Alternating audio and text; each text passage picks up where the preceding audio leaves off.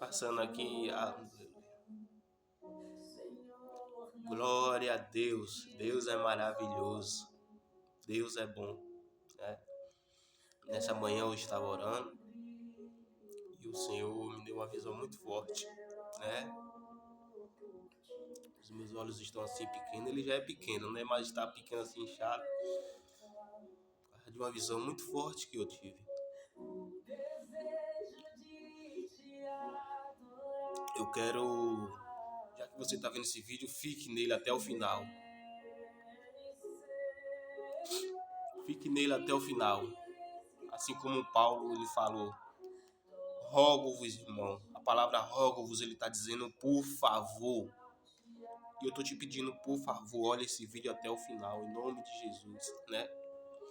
Quero te passar aqui que nessa manhã eu estava orando e o Senhor ele me deu uma visão, né? E eu comecei a orar. Na verdade, eu estava começando a orar e o Senhor trazia essa visão e eu orava por essa visão. E de repente o Senhor me revelou sobre a vida dos pastores, né? Eu tô até já querendo chorar porque as minhas lágrimas não se contentam. E eu comecei a orar pela vida.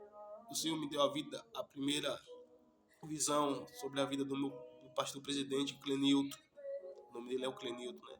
E eu comecei a orar por esse pastor, pelo meu pastor presidente. E o Senhor começou a me revelar que nós, que congrega, que fazemos parte dos seus ministérios, para orar pela vida dos pastores, né? E eu orava, eu começava a chorar igual um bebê, porque o Senhor estava me dando a visão dos pastores cansados, de desobediência de irmãos, pastores batendo cabeça, né? Aguentando ali firme por causa de perrengue de pessoas dentro da igreja, dentro da congregação. Achar um pouco a televisão. E o Senhor me mostrava, né? E eu comecei a orar pelos pastores da congregação que eu faço parte, que é Batista Betel, né? Lá em Vitória do Espírito Santo. E na verdade eu estou a mais de 1.300 quilômetros de lá. E o Senhor ele me deu essa visão sobre a vida dos pastores, né?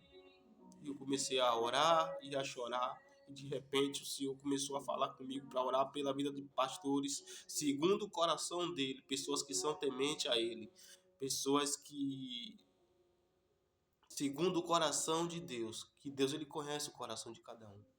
E eu comecei a orar pela vida de cada pastor, pelos pastores, quer dizer, do mundo, e eu falei até os confins da terra, né? Eu não conheço nenhum, mas eu orei por aqueles que eu conheço, que são parte do ministério da onde eu faço parte, e pela vida dos pastores do confim, até os confins da terra, de outras nações, do Brasil, sei lá, de onde seja, mas eu comecei a orar aquilo que o Senhor estava trazendo para mim. E o Senhor me deu uma palavra, né, lá em Êxodo 17, que diz, lá no verso 11, e acontecia que quando Moisés levantava sua mão, Israel prevalecia.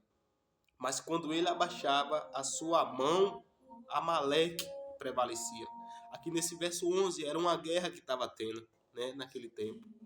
E nos dias de hoje, a guerra é espiritual, é as pessoas. Nós temos que orar mesmo, cara. Nós temos que orar mesmo, sabe?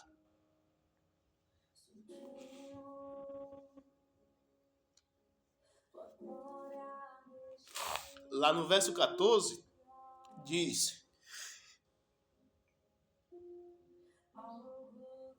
Quer dizer, no verso 11 ainda, verso 12, verso 11 que diz, e acontecia que quando Moisés levantava a sua mão, prevalecia.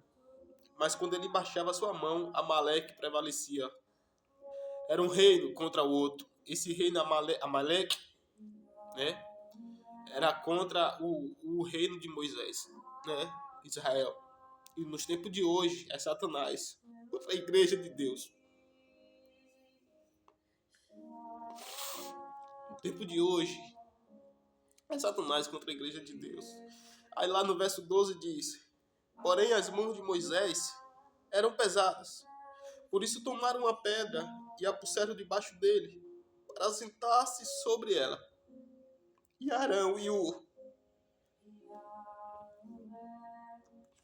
sustentaram as suas mãos, um de um lado e o outro do outro. Assim ficaram as suas mãos firmes até que o sol se pôs. Desculpa estar chorando assim, porque eu não me contento. A graça do Senhor é muito forte. O poder do Senhor sobre a carne de um humano é muito forte. As minhas veias estão até alteradas.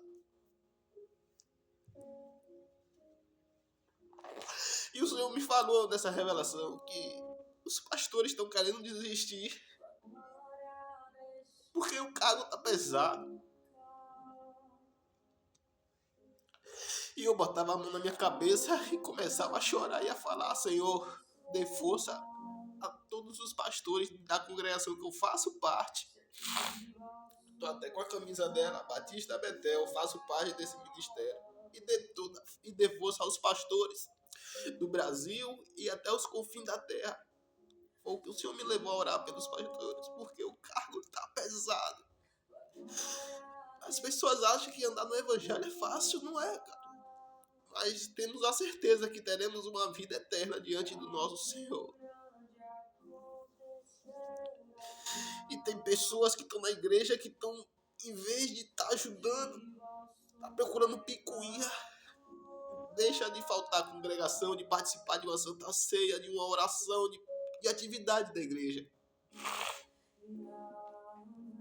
Aí, continuando, a gente está no capítulo 17 de Êxodo. No verso 12, né? Que fala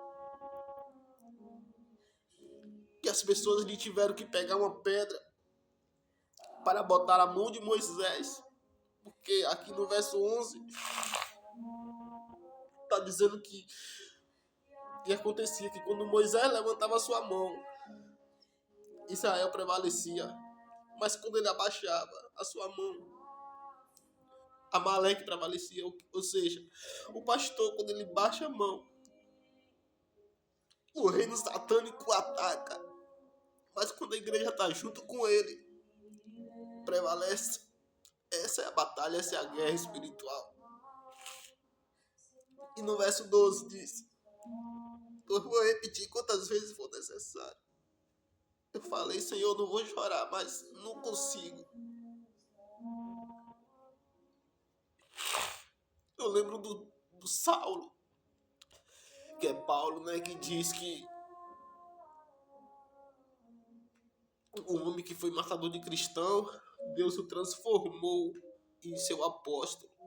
Deus vai começar a pegar pessoas loucas do mundo para confundir aquelas que estão dentro de uma congregação, para fazer a diferença.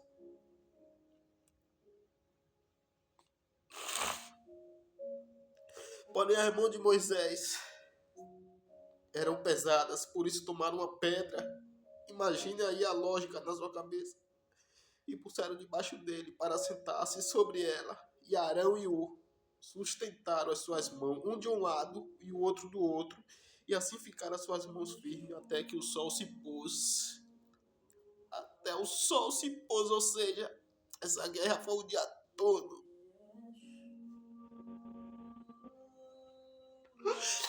Você tá pensando que ser crente é só congregar? É só você dar o seu dízimo e sua oferta e sair? É uma batalha, a guerra espiritual. E o pastor paga por isso.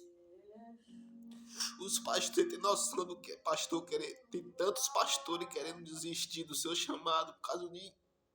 É pesado, cara. Tenha consciência que é pesado.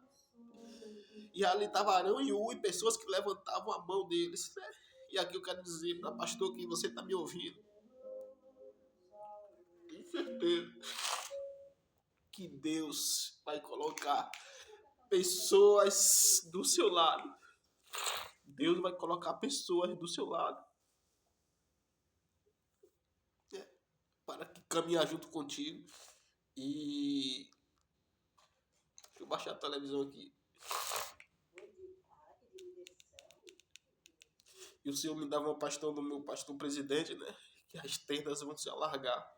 O ministério vai crescer, cara. Mas o ministério vai crescer, mas é preciso pessoas do lado de pastores. E você que tá me vendo desse lado,